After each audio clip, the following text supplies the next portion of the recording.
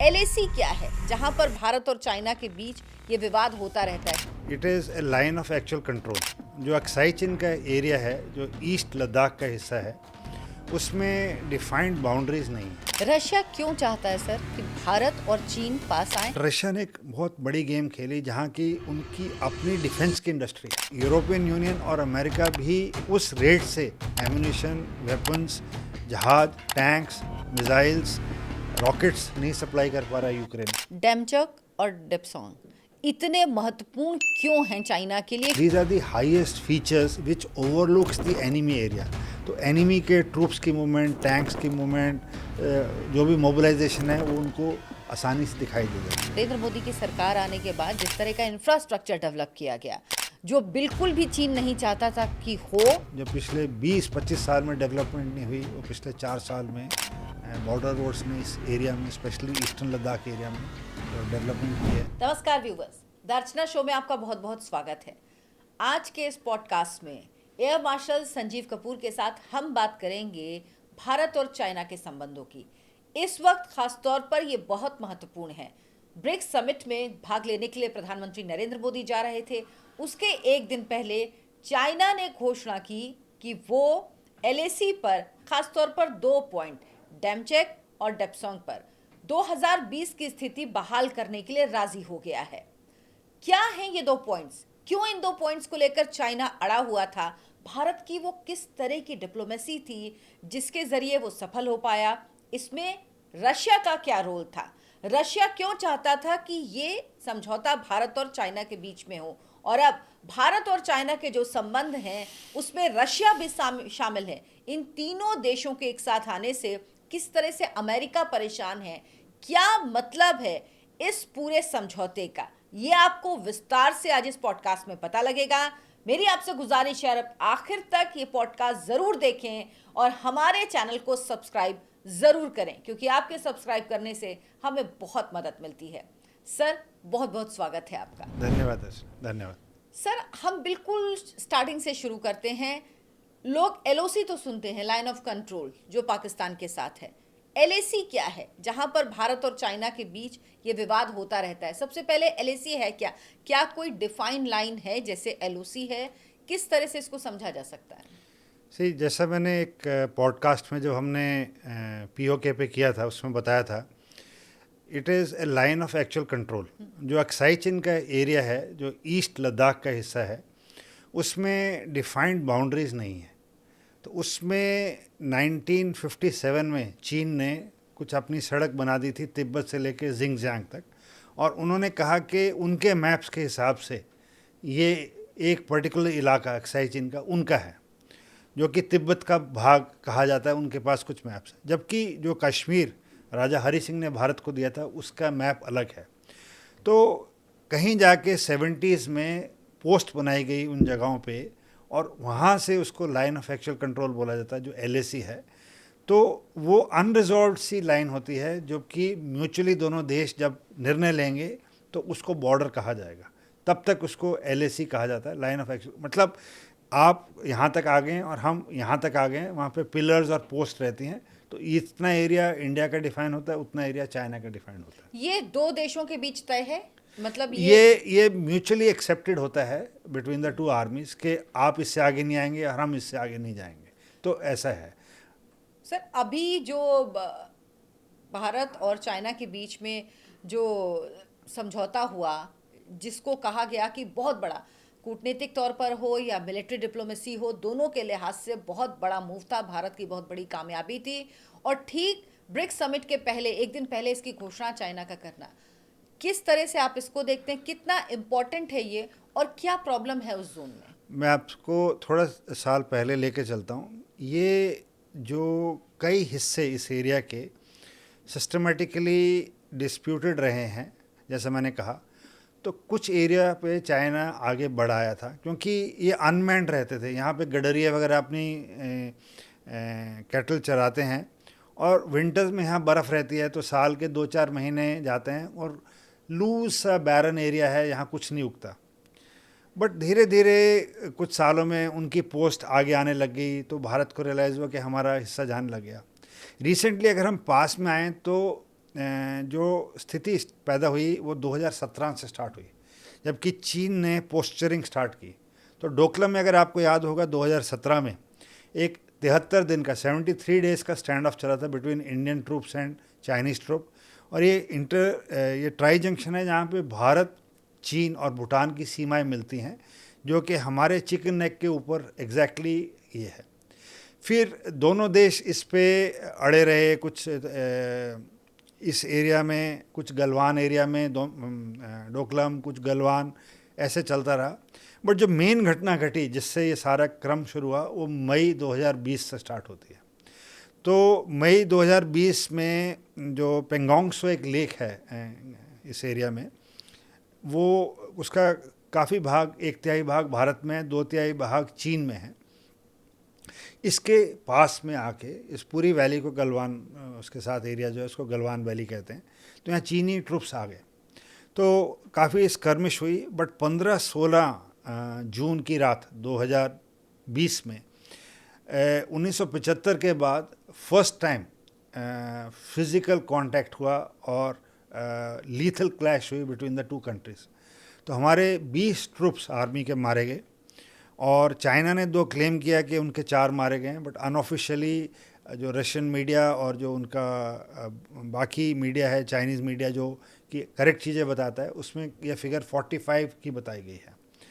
तो इससे क्या हुआ, जो LAC का स्टेटस को था वो अमेंड हो गया एंड उन्होंने इमीडिएटली अगस्त 2020 से रीइंफोर्समेंट स्टार्ट कर दी अपने ट्रूप्स की, जो कि एरिया पहले खाली था जहाँ कोई ट्रूप्स नहीं थे। तो उसके बाद से कोर कमांडर लेवल बात स्टार्ट हुई। तो भारत के कोर कमांडर्स और चीनी कोर कमांडर्स की काफ़ी चीज़ें बात हुई और 1 फरवरी 2021 में प्रोलॉन्ग नेगोशिएशंस के बाद कुछ पॉकेट से वो बाहर निकले। बट जैसा आपने कहा, दपसांग और गोगरा हॉट स्प्रिंग पे जो एरिया है वहाँ पे प्रॉब्लम चलती रही। देन जुलाई 2021 में दोनों साइड ने पार्शियल विड्रॉ के लिए एग्री किया। बट जो मेन मुद्दा था कि जिस एरिया तक पहले भारत के ट्रूप जा सकते थे, जहाँ पे चीनियों ने अब अपना नाकेबंदी कर दी और बोला कि आप नहीं जाएंगे। इस दौरान क्या हुआ कि 2022 में चीन ने एक नया फ्रंट खोल दिया ईस्ट में, तवांग में, अरुणाचल में। तो वो चाह रहे थे कि भारत को दोनों तरफ उलझा के रखें, एक लद्दाख की तरफ और दूसरा अरुणाचल की तरफ। एंड 2022 में भी एक आध दो माइनर इंसिडेंट हुए। बट जो बैकडोर डिप्लोमेसी चल रही थी 2022 से, उसकी शेप आनी स्टार्ट हुई अभी। जैसा आपने कहा 21 तारीख इज़ ए डिफाइनिंग मोमेंट, 21 अक्टूबर, आज से कुछ दिन पहले, जबकि भारत के विदेश सचिव विजय मिश्री ने कहा कि भारत और चीन एक ऐसी स्थिति में पहुंच गए हैं कि वो डीएस्केलेट करना चाहते हैं एंड उसका जो फर्स्ट स्टेप है वो डिसएंगेजमेंट है। और डिसएंगेजमेंट का जो पहला भाग है वो ये है कि दोनों साइड्स आपस में पेट्रोलिंग के लिए एग्री करते, ताकि उनकी जो कॉमन एरिया है, जो डिस्प्यूटेड एरिया है, उसमें देखने आना चाहते हैं कि दूसरी कंट्री की फोर्सेस आ तो नहीं गई हैं। सर, ये पेट्रोलिंग जो करती हैं दोनों देश की सेनाएं, चाइना और भारत की, LAC पर, वो किस तरह से होती है? कितने दिन में जाते हैं वहाँ पर?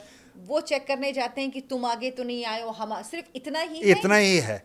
ये एक डिफाइंड एरिया होता है, उसको बफर जोन कहते हैं। वो मतलब एग्रीड होता है दोनों आर्मीज के बीच में। मतलब वो ना भारत के कब्जे में है ना चाइना हाँ, के वो कब्जे एक में, बफर तो उस बफर जोन तक ही आके वो वापस मुड़ जाते हैं, हमारी टेरिटरी बन जाती है। ऐसे हम भी बफर जोन में जाके वापस आ जाते हैं एंड वहाँ से अलॉन्ग बायनॉकुलर से देख लेते हैं कि उनकी कोई पोस्ट तो नहीं बनी या उनकी कुछ क्योंकि ऐसे में वॉच टावर्स, बंकर्स, गन के जो पॉइंट्स रहते हैं, मशीन गन लगाने के पॉइंट्स, वो बना देते हैं। तो उससे क्या रहता है कि सडनली अगर एस्केलेट होती है तो उनके ट्रूप्स इमीडिएटली आके वहाँ सारी तैयारी मिलती है। तो दोनों साइड ये चाहती हैं कि ये तैयारी ना मिले।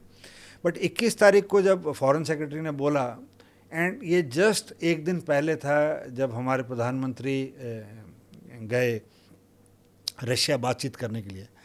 अब इसकी बैकग्राउंड ऐसे जाती है कि पिछले महीने 21 तारीख को, 21 सितंबर को, भारत के जो NSA हैं वो वैंग जी से रशिया में ही मिले, सेंट पीटर्सबर्ग में। जब वो एक वीडियो आया था जिसमें वो पुतिन से मिले थे, हाँ जी, तभी साइडलाइंस पे।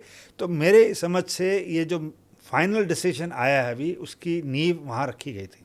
रशिया का क्या रोल है सर इसमें? अब रशिया का बहुत बड़ा रोल है, आपने बिल्कुल ठीक सोचा, क्योंकि ये दोनों मीटिंग्स जो एनएसए के बीच और उनके विदेश मंत्री के बीच में हुई है, और जो अभी जो पीएम मोदी एंड जो चाइनीज़ प्रेसिडेंट जी के बीच में जो मीटिंग हुई है, ये भी रूस में हुई है। अब स्थिति ऐसा है कि चीन इस वक्त एक कॉर्नर में फंसता जा रहा है, और चीन को इस वक्त भारत की बहुत सख्त ज़रूरत है। उसके कारण कई हैं। सबसे पहला कारण है ट्रेड का। भारत एक सबसे बड़ी मार्केट है इस टाइम दुनिया की, और भारत में निवेश के लिए सारी दुनिया आगे बढ़ रही है। चीन ने क्या किया है कि उनकी जो रियल एस्टेट की जो इकॉनमी है जो उस पर चल रही थी, वो काफ़ी मंदी में है। उनका आयरन एंड स्टील का प्रोडक्शन बट कोई खपत है नहीं। उनका जो इन्वेस्टमेंट का है, भारत ने मना कर रखा है कि चाइनीज़ इन्वेस्टमेंट नहीं आएगी। उनकी जो बाकी टेक्नोलॉजी ट्रांसफ़र है वो भारत ने रोकी हुई है। चाइना को अपनी इकॉनमी चलाने के लिए एक मार्केट चाहिए। दूसरी, उनके यहाँ पे अनएम्प्लॉयमेंट बढ़ती जा रही है, उनकी इकॉनमी इतना अच्छा नहीं कर रही है। उनको कहीं ना कहीं लग रहा है कि उनको भारत की ज़रूरत है, और भारत रशिया के जो करीब जा रहा है बिकॉज ऑफ स्ट्रेटेजिक रीजंस, कहीं ना कहीं इसमें जो अमेरिका है वो भी भारत को इसकी तरफ पुश किए जा रहा है। तो अब जो ग्लोबल क्राइसिस हो रहे हैं उसमें ऐसा देखा जा रहा है पिछले कुछ महीनों से कि भारत, रशिया और चीन पास आ रहे हैं। कुछ सालों तक, पिछले साल तक चीन काफ़ी खफा था भारत से कि आप क्वाड ज्वाइन कर लिए तो आप मतलब उस अलायंस में चले गए, जबकि भारत हमेशा कहता है कि ये एक अलायंस मिलिट्री अलायंस नहीं है, ये ट्रेड एंड कॉमर्स के लिए है। बट उनका ये मानना था कि हमारे अगेंस्ट है। बट इतनी बड़ी एक्सेप्टेबिलिटी ब्रिक्स की होना, ये अनप्रेसिडेंटेड है। 5 साल बाद मोदी की मुलाकात जी से हुई, वहाँ पर रशिया ने पूरी कोशिश की। रशिया क्यों चाहता है सर कि भारत और चीन पास आएं, और इन तीनों के, ये तीन बड़े देश जब पास आते हैं, क्योंकि अब चीन और रशिया की बड़ी अच्छी दोस्ती है, और रशिया और भारत हमेशा से दोस्त रहे हैं, तो इसीलिए रशिया चाहता था कि इंडिया और चाइना की भी दोस्ती हो जाए। लेकिन इससे क्या फ़ायदा होगा, रशिया क्यों ऐसा चाहता था, और ये ग्लोबल पॉलिटिक्स में इंटरनेशनल लेवल पे क्या असर डालेगी दोस्ती, और अमेरिका इससे परेशान है क्या? बहुत परेशान है। अमेरिका ने सोचा था कि वो आर्म्स एम्युनिशन और अदर चीज़ें यूक्रेन को देने से, नेटो से और यूरोपियन यूनियन से, वो तुरंत से उसका हल कर लेंगे। बट रशिया ने एक बहुत बड़ी गेम खेली जहाँ की उनकी अपनी डिफेंस की इंडस्ट्री है। मैं पढ़ रहा था कुछ दिन पहले कि यूक्रेन के पास अपना एम्युनिशन ख़त्म हो रहा है, और जो उनकी अपनी फैक्ट्रीज तो कुछ खास प्रोड्यूस कर नहीं रही, और सारा वो इंपोर्ट पे है। बट अब यूरोपियन यूनियन और अमेरिका भी उस रेट से एम्युनिशन, वेपन्स, जहाज, टैंक्स, मिसाइल्स, रॉकेट्स नहीं सप्लाई कर पा रहा है यूक्रेन को, जबकि ये सारी की सारी इंडस्ट्रीज़ रशिया में अवेलेबल हैं। तो रशिया को भारत से रॉ मटेरियल चाहिए। भारत उसकी एक सबसे बड़ी मार्केट है ऑयल की, ऐसे एक चीन मार्केट है। चीन, जैसे मैंने आपको बताया, भारत को ट्रेड एंड कॉमर्स के लिहाज से। एंड दूसरा, चीन नहीं चाहता कि जब उसका main focus Taiwan and South China Sea पे है, वो एक और फ्रंट यहाँ पे खोलना चाहता है अपने वेस्ट में।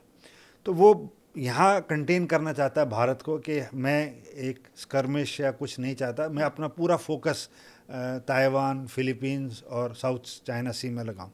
तो मेरे हिसाब से ये दो कारण हैं जो कि जिसके कारण है। बट रूस कहीं ना कहीं चाह रहा है कि यूक्रेन और नेटो और यूएस को आइसोलेट किया जाए, और भारत को मदद चाहता है। सर, चाइना की एक बार फिर से बात करते हैं स्पेसिफिक।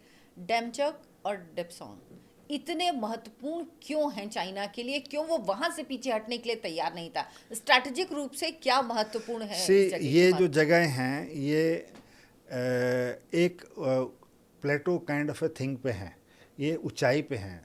इधर से जो फील्ड ऑफ व्यू है जहाँ आर्म्स एम्यूनिशन और चीज़ें रखी जाती हैं वो अच्छी हालत में हैं। तो ये वेंटेज पॉइंट्स रहते हैं और किसी भी कन्फ्रंटेशन में कोई भी आर्मी चाहती है कि सबसे पहले वेंटेज पॉइंट अनेक्स किए जाएं। तो these are the highest features which overlooks the enemy area. तो एनिमी के ट्रूप्स की मूवमेंट, टैंक्स की मूवमेंट, जो भी मोबिलाइजेशन है वो उनको आसानी से दिखाई दे जाती है। तो उन्होंने ये वेंटेज पॉइंट्स कवर किए गए थे और इसीलिए वो वहाँ से हटना नहीं चाहते थे। बेसिकली ये है।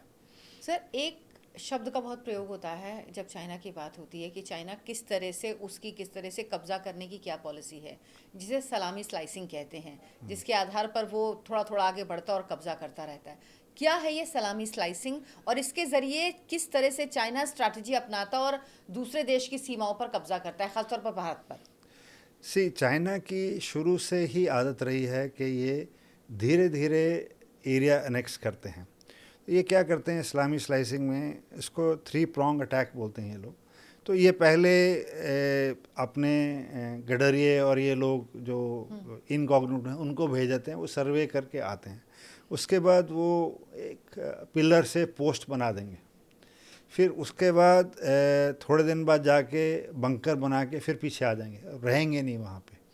और जब पूरी तैयारी ख़त्म हो जाए, क्योंकि इस इलाके में 3-4 महीने ही आदमी आ जा सकता है, बाकी समय स्नो रहती है। तो वो एक सीज़न में आके अपने बंकर बना के चले जाएंगे। अगले सीज़न में जब आप लीस्ट एक्सपेक्ट करेंगे आप उनको वहाँ पे पाएंगे।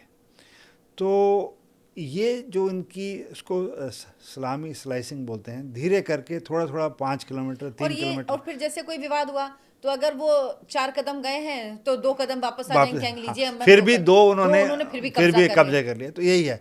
तो 6-8 कदम आगे जाएंगे, फिर हल्ला मचाने से 2-4 कदम पीछे आ जाएंगे, बट फिर आगे जाएंगे, फिर पीछे आएंगे। तो धीरे धीरे इसको जो अनेक्स करते रहते हैं एरियाज को, उसको ये टर्म दी गई है।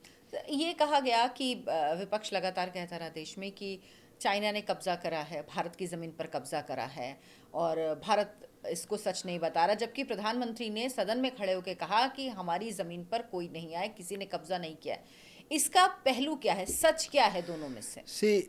ये जो भी एरियाज गए हैं वो 2005, 7, 9, 13, 14 के पहले के हैं। केले के हैं।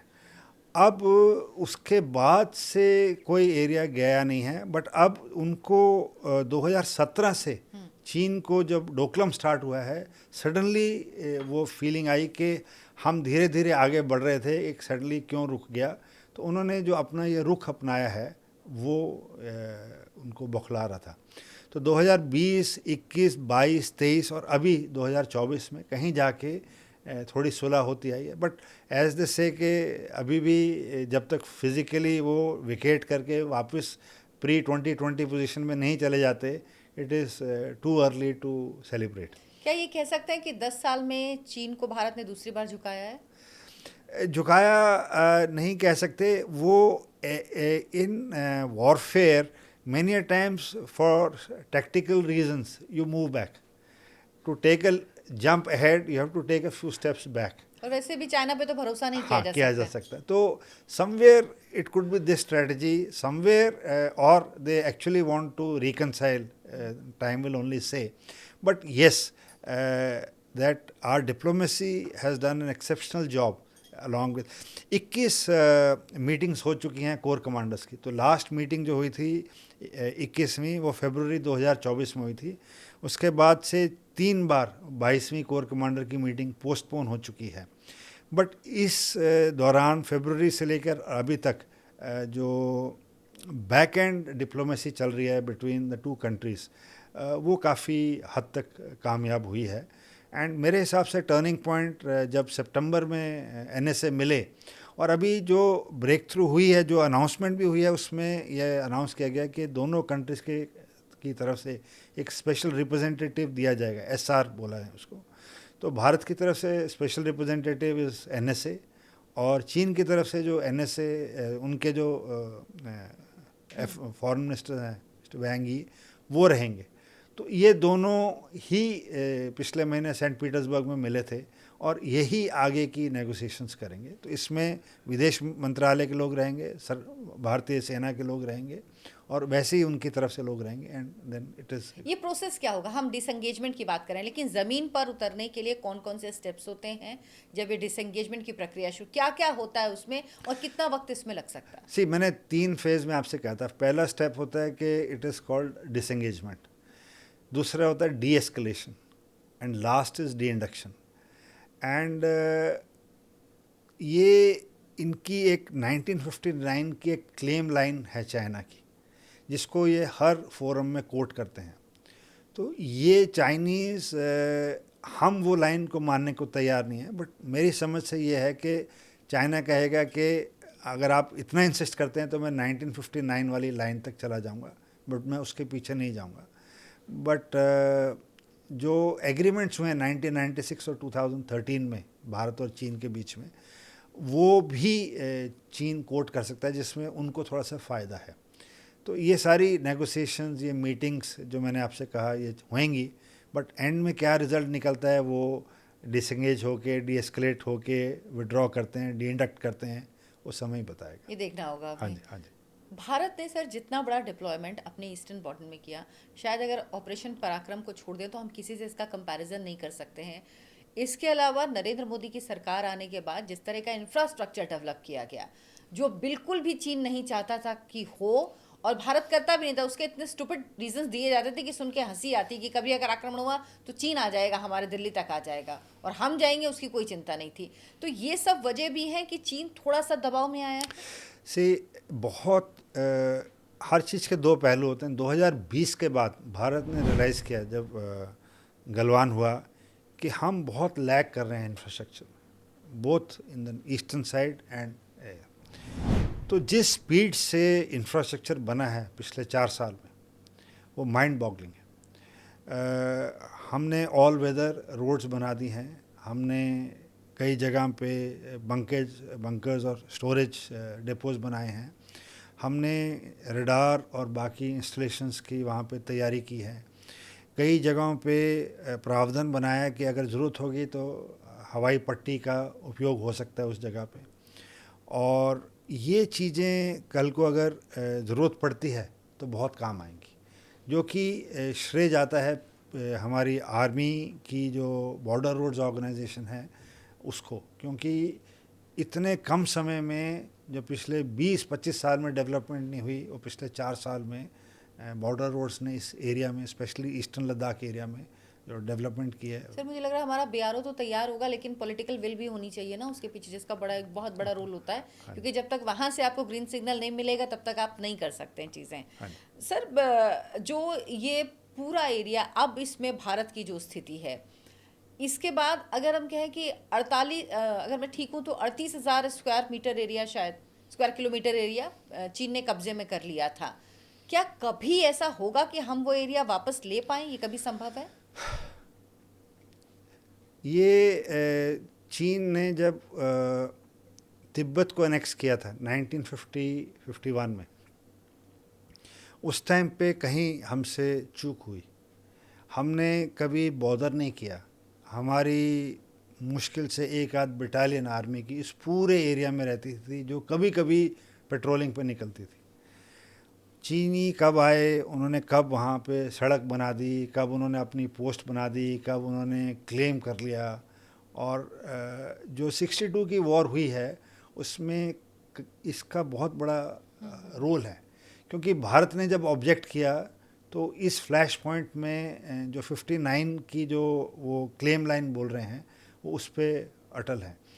तो अब अगर आपके हिसाब से कभी समझौता होता भी है तो मेरे को नहीं लगता है कि वो 59 की जो लाइन है जो उन्होंने डिमार्केट की थी कि ये हमारा इलाका है, शायद वो उससे पीछे जाएं। तो ये तो समय बताएगा कि हम वो एरिया ले पाते हैं कि नहीं ले पाते हैं, बट ज़रूर हर मीटिंग में ये पॉइंट उठाया जाता है।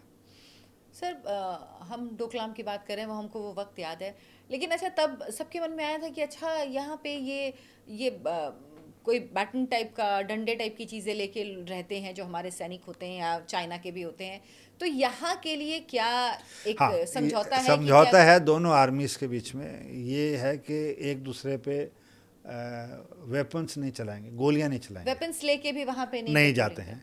तो उधर में जैसा कि जो आप ये पेट्रोलिंग एरिया कह रहे थे कि पेट्रोलिंग पॉइंट 10 से 13 जो है, और जो डेप्सांग में है, और एक चारदिंग नाला है दमचौक में, इसी एरिया में स्कर्मिश हुए थे। तो वो बड़े बड़े लकड़ी के इनके पास उस पर तार बंदी रहती है, और उन मिडिवल काइंड ऑफ टूल से और वेपन से ये एक दूसरे से लड़े थे 2020 में।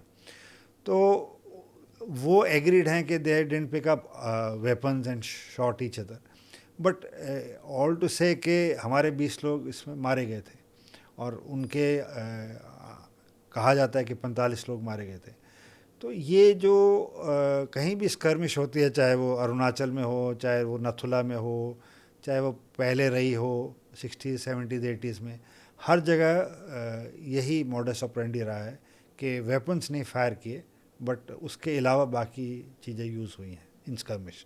बट स्कफल जनरली अवॉइड हो जाती हैं, क्योंकि जब फ्लैग मार्च होती है या battalion commander level, brigade level या डिव कमांडर लेवल पे नेगोशिएशंस होती हैं, तो फिर दोनों साइड्स, क्योंकि दोनों साइड के जवान जब फेस टू फेस आते हैं, अपने कई तस्वीरें वीडियोज़ और वो देखे रहे होते हैं, तो हीटेड आर्ग्यूमेंट्स होते हैं, एक्सचेंज होते हैं। तो उस टाइम पे कहीं ना कहीं किसी ना किसी से अगर कुछ डंडा या कुछ चल जाता है, तो फिर वो एस्केलेट हो जाता है। सर, ब्रिक्स इतना इम्पोर्टेंट क्यों है? ब्रिक्स क्या है और क्यों ब्रिक्स समिट के पहले ये समझौता हुआ, उसका ऐलान किया गया? इसके पीछे स्ट्रैटेजी क्या? देखिए, ये एक बहुत अच्छा प्रश्न आपने पूछा। जस्ट व्यूअर्स की जानकारी के लिए, ब्रिक्स 2009 में क्रिएट किया गया था, रशिया ने बनाया था, एंड उसका ओरिजिनल नाम BRIC था। 4 ही देश थे उसमें, that was Brazil, Russia, India and China. तो साउथ अफ्रीका इसमें 2010 में ज्वाइन किया, और फुल मेंबर 2011 में बना। तो उसके बाद से इसका नाम ब्रिक्स हो गया। बट ये जो 4-5 देश जो जुड़े, वो ऐसे कंट्रीज थे जिनसे सारी दुनिया, जिसको ग्लोबल साउथ कहते हैं, अपने आप से अटैच कर सकते हैं, क्योंकि ये एक वेस्ट से हट के अलायंस थी। तो इजिप्ट, इथोपिया, ईरान, UAE सब ने अर्जी दी कई सालों से, और वो जनवरी 2024 इस साल से ज्वाइन करके। तो जैसा आपने कहा कि 16वीं जो ब्रिक्स मीटिंग थी, वो अभी काजान में ख़त्म हुई है 22 से 24 अक्टूबर को। तो उसके अंदर ये सारे कंट्रीज़ ने भाग लिया। अब ब्रिक्स क्यों इतनी इम्पोर्टेंट है कि 36 और देश इसमें जुड़ना चाहते हैं। तो ये जो मीटिंग है, इस साल वाली ब्रिक्स मीटिंग, ये बहुत इम्पोर्टेंट है। इसमें कई अहम मुद्दे उठाए गए हैं। इसमें फर्स्ट टाइम इन्होंने बोला है कि हम डॉलर को ख़त्म करेंगे। तो ब्रिक्स ने एक अपनी करेंसी लॉन्च करने के लिए कहा है। तो उसका एक मॉडल करेंसी नोट, जो 5 देशों के एम्बलम्स हैं उसके अंदर, वो प्रेसिडेंट पुतिन ने मीडिया को दिखाया। तो वो एक सैंपल के तौर पे बनाया था। इस मीटिंग में भारत ने तुर्की और पाकिस्तान की एंट्री को वीटो किया, बिकॉज ये 2 देश भी ब्रिक्स में शामिल होना चाहते थे। इस मीटिंग में एक ग्रेन्स को लेके, जो फूड ग्रेन्स हैं, उसकी सिक्योरिटी और उसकी transfer within the BRICS nations के ऊपर बहुत बड़े निर्णय लिए गए हैं, क्योंकि यूक्रेन दुनिया का सबसे बड़ा वीट उत्पादक है, और काफ़ी हिस्सा रशिया का भी उसमें शामिल है। भारत के पास बहुत ज़्यादा वीट है, और ये जो wheat and grains and rice का जो यूटिलाइजेशन है, इसको लेके एक एग्रीमेंट हुआ है कि हम अपने ही देशों में अपनी ही करेंसी से ग्रेन्स एक्सचेंज कर सकते हैं, बिना किसी वेस्टर्न वर्ल्ड या डॉलर में उसको लेके।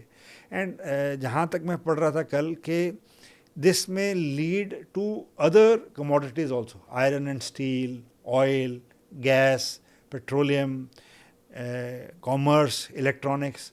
तो ये सारी चीज़ों में आपस में अगर ये 5-7 जो असली मेंबर हैं और जो 30-32 अलग कंट्रीज़ हैं, ये वर्ल्ड का 40% GDP है इन देशों में। तो अगर ये वर्ल्ड के 40% GDP वाले देश एक साथ मिलके अपनी ही टर्म्स एंड कंडीशंस पर ट्रेड करने लग गए, तो कहीं ना कहीं वेस्ट उससे परेशान होगा, जो कि अभी वो हो रहे हैं। तो ये कितने दिन में डिलीवर होता है ये प्लान मुझे मालूम नहीं, बट इसके ऊपर चर्चा ज़रूर शुरू हो गई है।